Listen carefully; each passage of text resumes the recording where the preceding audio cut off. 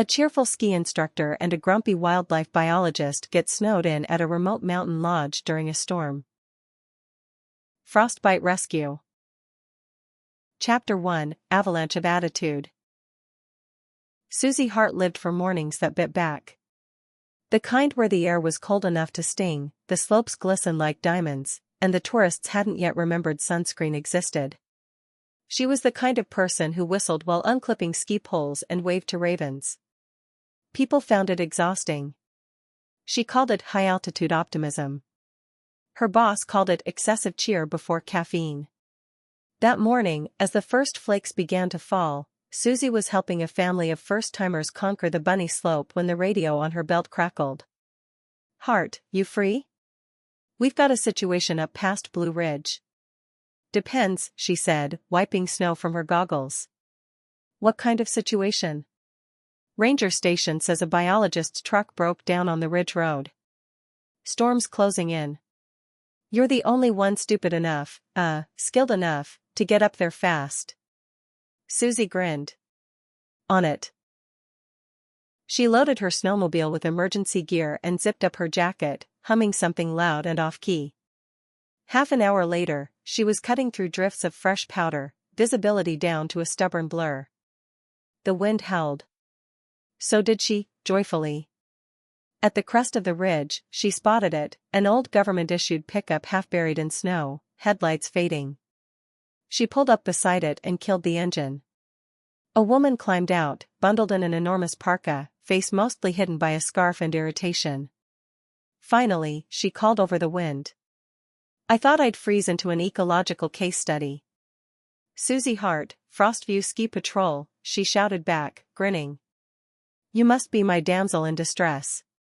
The woman's eyes narrowed above the scarf. "I'm Dr. Candace Rowe.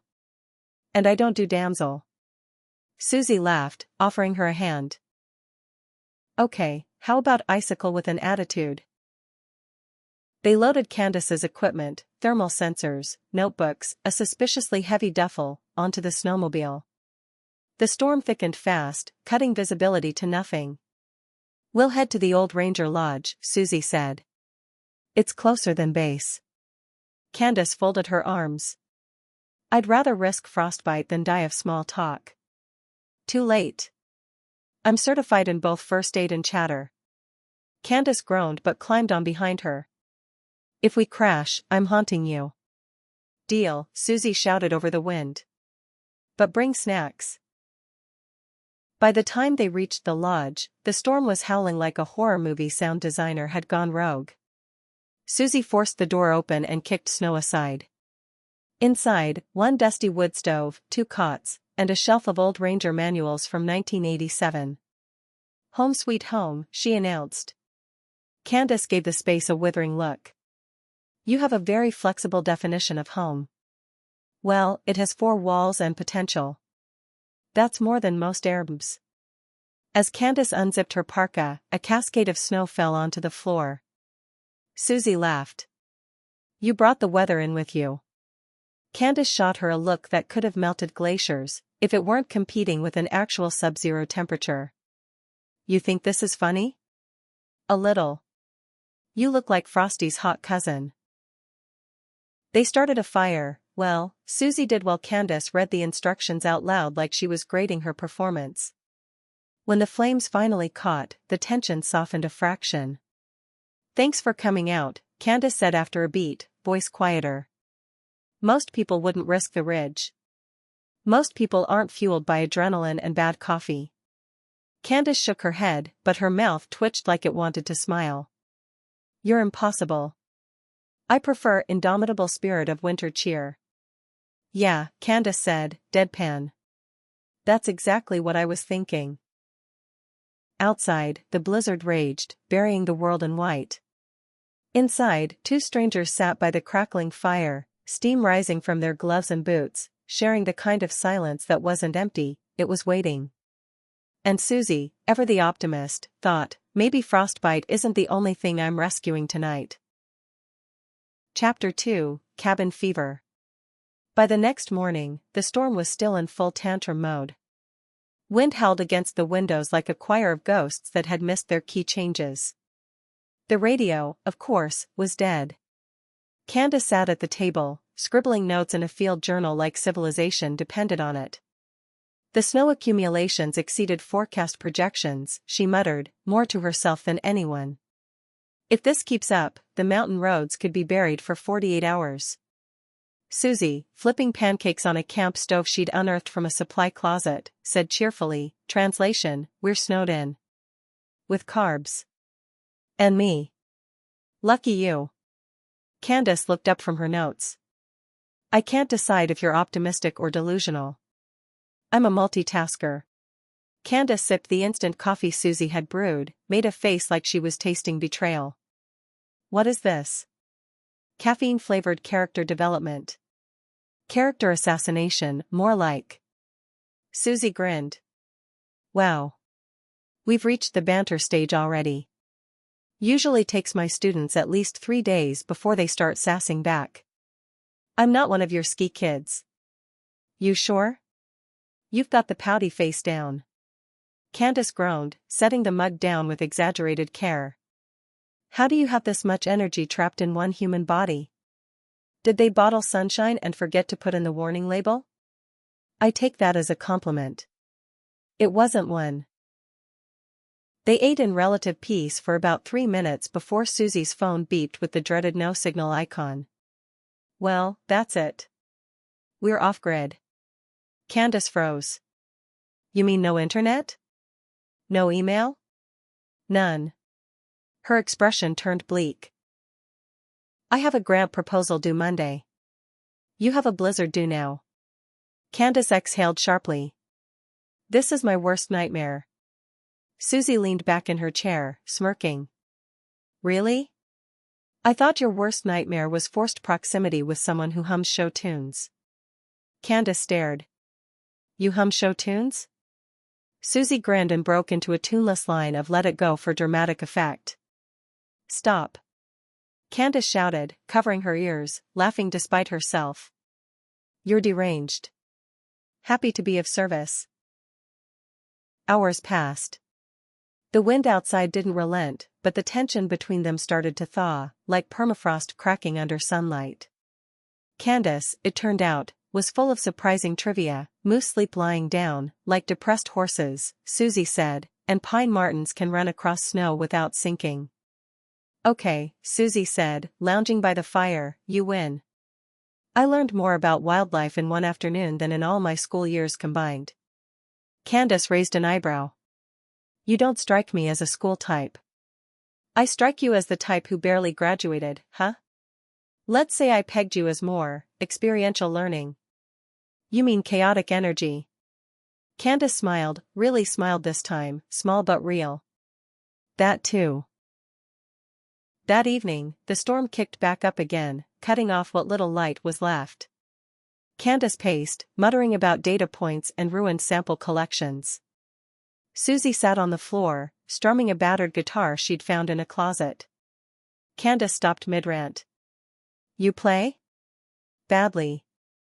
Want me to serenade you? Absolutely not. Cool. I'll do it anyway. She strummed a few chords, humming some nonsense about snow and science, until Candace, against her better judgment, started laughing so hard she snorted. Oh my God, Susie said, eyes wide. You laugh like a seal pup. Don't ruin this moment. I'm cherishing it. That's an endangered sound. Candace threw a glove at her, still smiling. Admit it, Susie said softly, setting the guitar aside. You're having a little fun. Candace hesitated. A little. Careful. It's a slippery slope from mild amusement to affection. Candace rolled her eyes. You wish. Susie leaned closer, grin mischievous. Oh, I do. They froze, both realizing what she'd just said. The fire crackled, the storm hissed, the air between them went sharp with awareness. Candace blinked first, clearing her throat. You're impossible. Susie smiled, softer this time. Yeah. But you're still here. Candace turned away, pretending to study the window, but her cheeks were unmistakably pink. Outside, snow kept falling. Inside, something else was starting to melt. Chapter 3, The Meltdown. By dawn, the storm had calmed, just enough to trick them into thinking it might be over. Candace was carefully cataloging her samples in front of the fire when the generator sputtered, groaned, and died. The silence afterward was absolute. Then came the slow drip of melting ice from the eaves, the kind of sound that meant trouble. Susie poked her head into the maintenance room. "Welp. That's not great." Candace followed, crossing her arms. "Define not great." "The generator's dead. Kaput. Frozen in the great beyond." "Can you fix it?" "Can I fix it?" "No."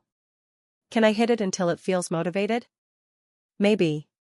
Candace sighed, rubbing her temples. "We'll freeze." "Not on my watch."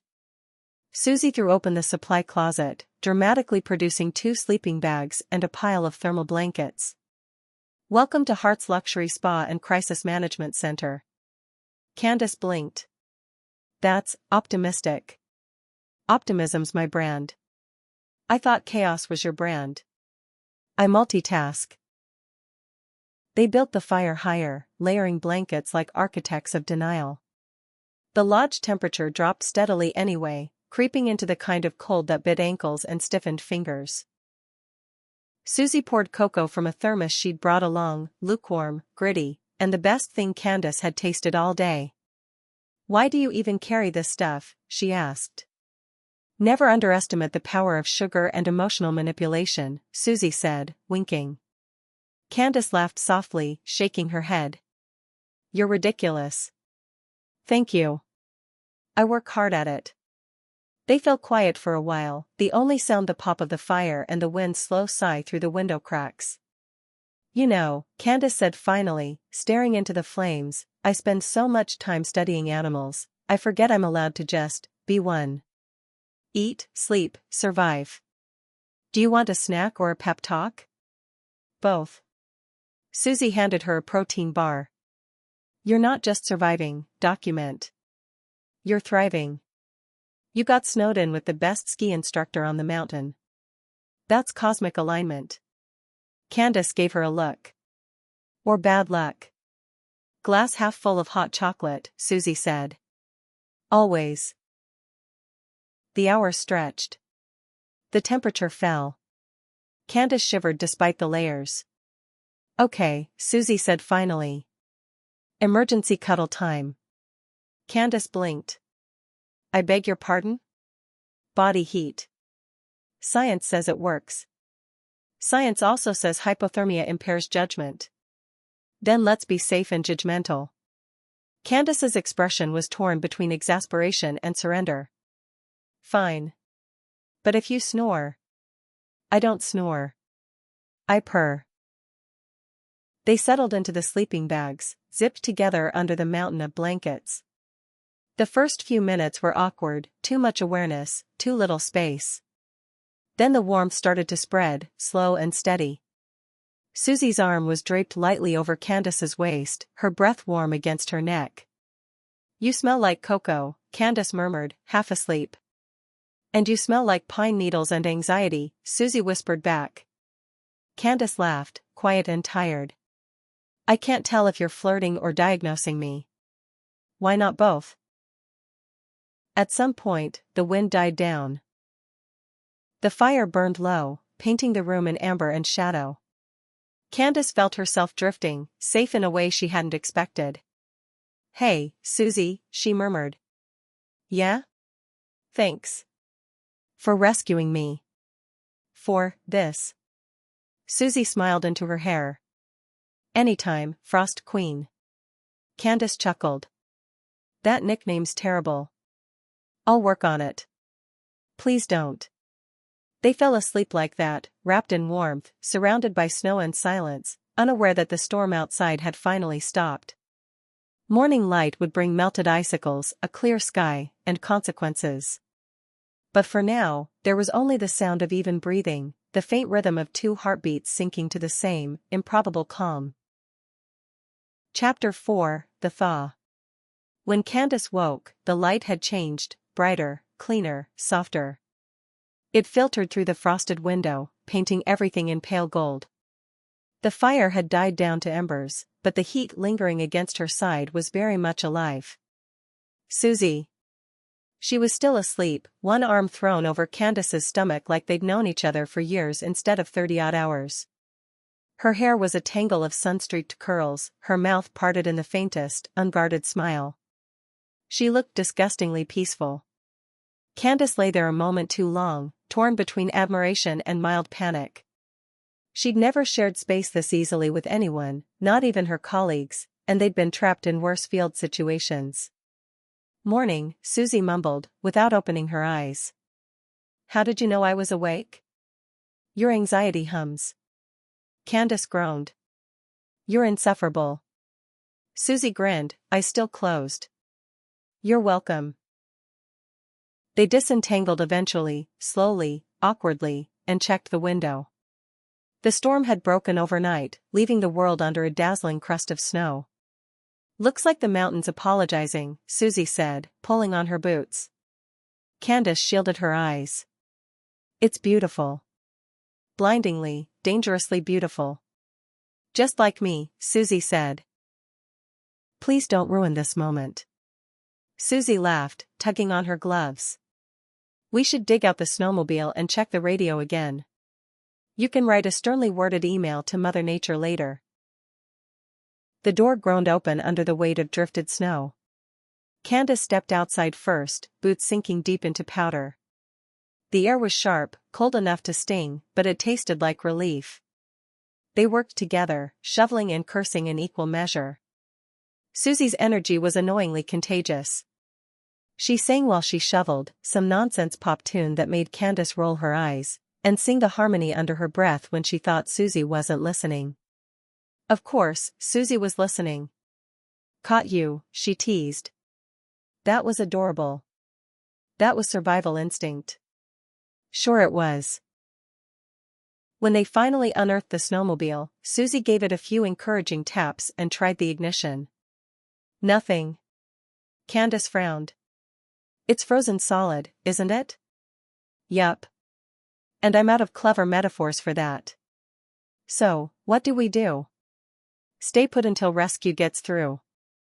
"Which means more forced proximity." "Now you're learning." Candace sighed but didn't fight it.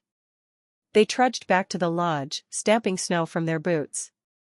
Inside, the air felt different now. Lighter.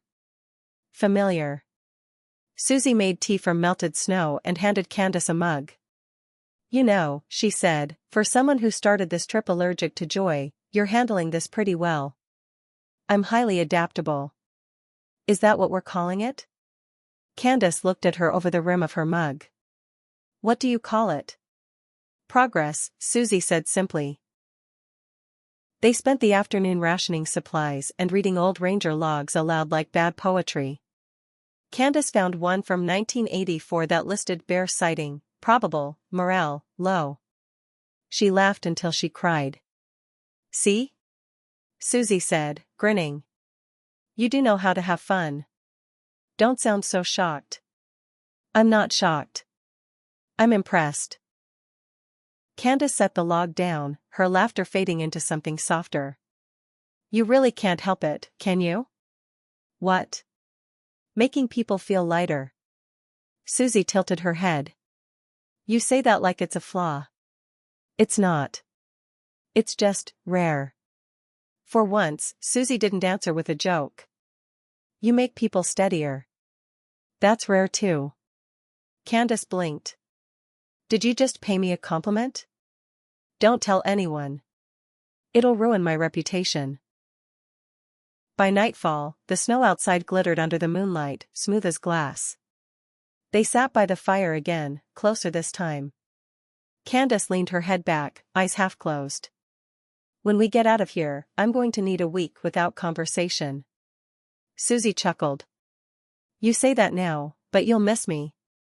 "Unlikely." "Liar." Candace looked at her, meeting those infuriatingly bright eyes. "Maybe a little." "Huh. Susie pointed triumphantly. Admit it, I'm growing on you. Candace smirked. Like mold. Sexy mold. That earned her another laugh, and this time, Candace didn't stop it. The storm might have passed, but the warmth that replaced it was something else entirely, less survival, more inevitability. Somewhere between laughter and silence, Susie reached out, brushing a snowflake from Candace's hair. You know, she said softly, you look better when you're not frowning. Candace rolled her eyes, but her smile betrayed her. And you look better when you're not talking. That's fair, Susie said. But I'm not stopping. And she didn't, at least, not until Candace leaned forward and kissed her. It was a quiet, uncomplicated kiss. No storm, no panic. Just warmth against the cold, and the rare, miraculous feeling of ease. When they pulled apart, Susie grinned, dazed. You kissed me. You wouldn't shut up. Good strategy. Candace laughed again, cheeks flushed. Don't make this weird. Too late. Outside, the mountain was wrapped in silence. Inside, something new had begun, slow, bright, and fragile as the morning thaw. Chapter 5, The Descent. The rescue team arrived 2 days later, sunburned, under-caffeinated, and full of jokes about mountain love stories that Susie immediately encouraged. Candace pretended to scowl through it, but she couldn't hide the flush on her cheeks when one of the ski patrol guys winked and said, "You two look cozy." Back at the base lodge, reality smelled like diesel, hot coffee, and too many people. The familiar bustle of tourists and chatter made the past 48 hours feel half like a dream and half like a confession someone else had made. Candace unpacked her equipment while Susie filed a rescue report. It felt weirdly formal. Like returning to civilization meant pretending they hadn't shared cocoa, body heat, and a bed that squeaked every time one of them breathed. When Susie finally returned, snow still melting in her hair, she leaned against the counter beside her. Well, Frost Queen. We survived. Barely, Candace said, stacking her gear. My data's trashed, my truck's dead, and I think I still have your glitter chapstick. Susie grinned. Then you're officially part of the ski patrol now. We issue chapstick and bad decisions at orientation. Candace tried to sound dry. It almost worked. Consider my credentials complete. They went out for dinner that night, not planned, exactly, but neither wanted to go back to their separate cabins. The only place open was the lodge restaurant, a dim space that smelled like garlic and melted snow. Over wine and too much bread, Susie talked about teaching kids to ski, how their fear always turned to laughter the first time they fell. Candace listened, chin propped on her hand, pretending not to be charmed. When Susie finally asked, "So, what happens now?" Candace blinked. You mean in general, or after dessert? I mean when the snow melts, and we go back to pretending we're just two people who met during a blizzard. Candace studied her wine glass. You think we should pretend? I think you're better at pretending than I am. Candace sighed, a small smile tugging at her lips. You're relentless. It's one of my better flaws. She set her glass down. I have fieldwork up north next month. Cool, Susie said. I teach ski season until spring. There was a beat of silence, heavy and uncertain, and then Susie smiled, softly, without her usual bravado. I'm not asking for a Hallmark ending. Just, maybe dinner again. Without the blizzard. Candace looked at her, eyes bright and conflicted. You really think we'd work outside a crisis? Susie leaned forward. I think we already are. They walked back through falling snow, gentle this time, not furious. Candace stopped near her truck, looking up at the sky. You know, she said, I thought storms were just interruptions. Things you wait out. And now? Now I think they might be reminders. That some chaos is worth noticing. Susie grinned. I'm taking that as a compliment. It was. Wow. I'm framing it. Candace rolled her eyes, but her smile betrayed her. You're impossible. Yeah, Susie said, stepping closer. But I'm warm.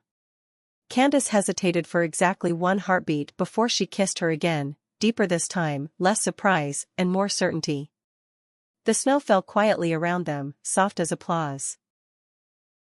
A week later, Candace left for her research station.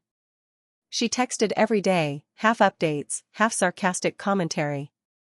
Candace, found bear tracks. Thought of you. Susie, because I'm majestic? Candace, because you're always in my way. By the time spring came, the roads were clear and the mountain thawed. Candace returned to Frostview Lodge, ostensibly to check on the local ecosystem. But when she saw Susie waiting at the base of the slopes, snow glittering behind her like punctuation, she couldn't even pretend anymore. You again, she said, smiling. Surprised? Not at all. Susie handed her a spare pair of skis. Lesson 1, stop thinking so much. Lesson 2, hold on. Candace took the poles, heart kicking up like she was 20 again. You're serious. Deadly. They pushed off together, carving through the last of the spring snow. Candace's laugh echoed off the mountainside, loud, unguarded, and far too full of joy to hide. And Susie, keeping pace beside her, thought maybe blizzards weren't disasters at all. Maybe they were just how some stories started. The end. Thank you so much for listening. What was your favorite part of this little short story?